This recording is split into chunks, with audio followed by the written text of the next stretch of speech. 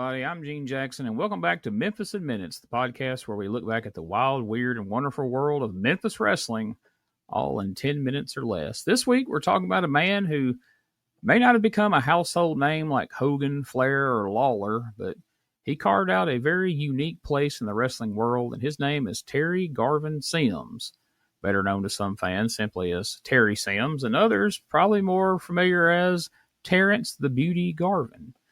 He's a guy who lived two very different wrestling lives. First one as a flamboyant, prancing heel called the Beauty, and later as a gritty, never-say-die babyface who battled some of the best in the Global Wrestling Federation. So let's talk a little more about him. Sims first gained attention in the late 80s under the name Terry Garvin. No relation to Jimmy Garvin, though he looked the part, nor was he related to the more infamous Terry Garvin.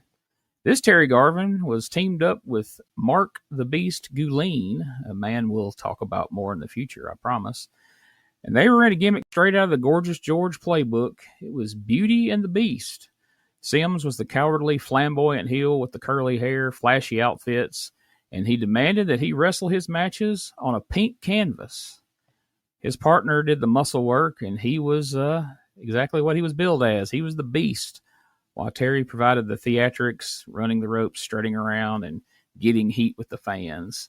And this act found a home in Tennessee and eventually the Continental Territory before making its way to Dallas, Texas in 1989 and the legendary Sportatorium, home of world-class championship wrestling. Beauty and the Beast had a very lively feud with babyfaces exotic Adrian Street and superstar Bill Dundee in Continental.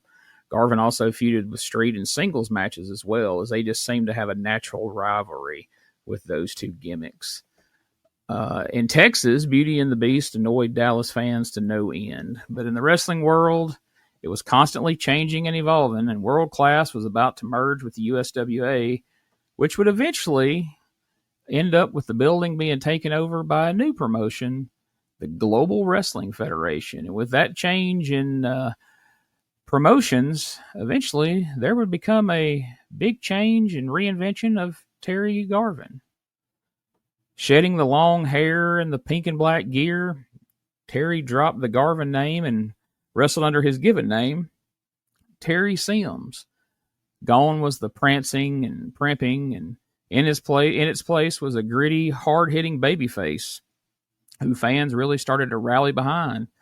He was almost unrecognizable to the Beauty that you had seen before. Terry had completely flipped the script. Instead of hiding behind a partner, he was now stepping up to the plate and taking on some of the toughest opponents the Global Wrestling Federation had to offer.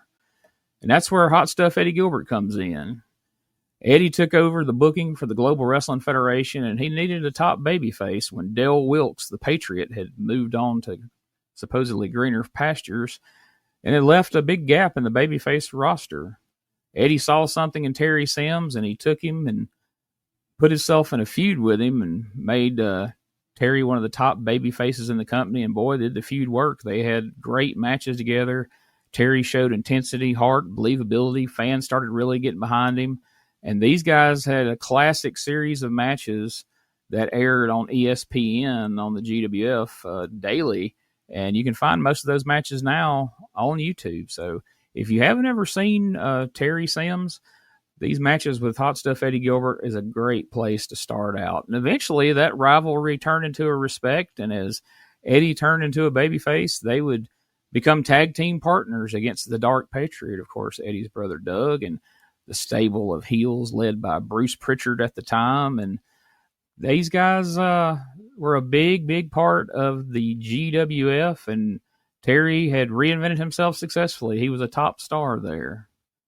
And Terry wasn't just a performer. He was smart to the business. He had some great insights. He was critical of the way USWA was running Dallas, the same way they were running Memphis. He said fans there didn't understand the Memphis style. And Terry liked when Joe Pedicino and Max Andrews came in and took over with the GWF. And he got along really well with Eddie Gilbert and the booking that he did there. And eventually, he watched the GWF start from having so much promise and seeming like a potential big time player in the wrestling world at the time with WWF, WCW.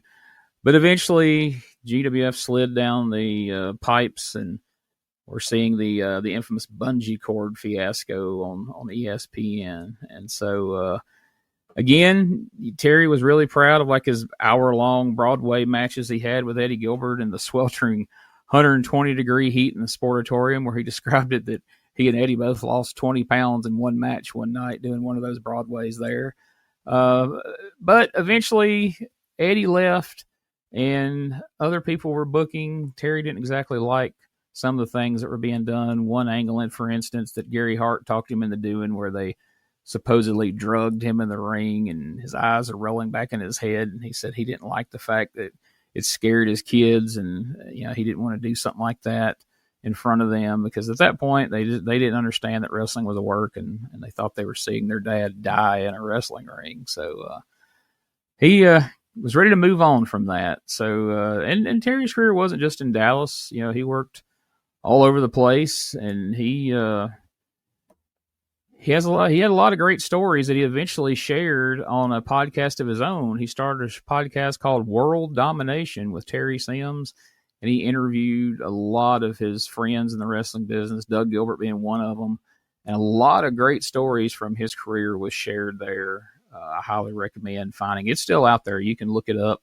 and you can find episodes and listen to them. And they're a good listen. They're a good insight into Terry and his career and his views. And man, he shared some pretty personal stories on there. Like, he spoke to Kerry Von Erich the day before his tragic passing.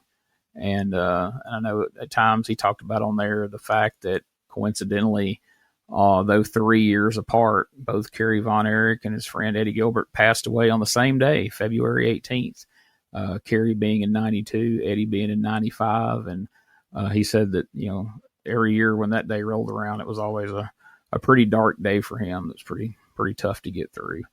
But again, I suggest going and checking out the World Domination podcast. Like I say, he interviewed some people that really haven't been on a lot of other podcasts and haven't done a lot of interviews. So some interesting stuff. As later in life, Terry, battled health issues.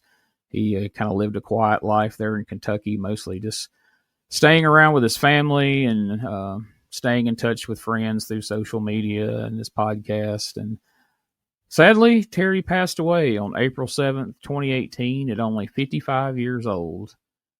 He left behind a legacy of one of the underappreciated workhorses in wrestling who made a huge difference wherever he was at and always got over whatever form he took, whether it be the beauty Terrence Garvin or Terry Sims.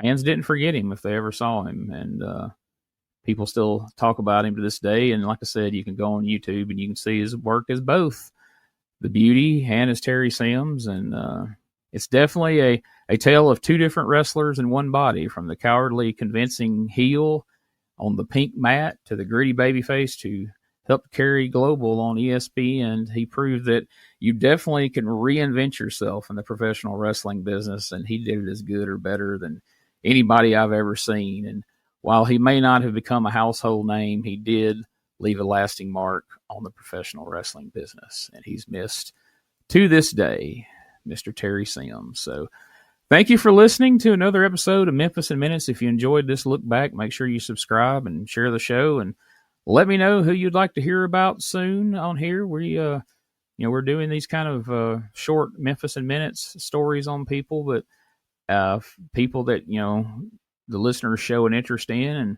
would like to maybe hear a deep dive or a longer project on, I will be glad to do my research and learn even more fun facts to share with you about some of your favorite, perhaps lesser talked about stars of the Memphis area.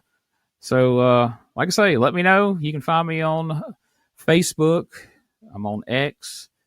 You can email me at genejackson95@gmail.com. Let me know what you think.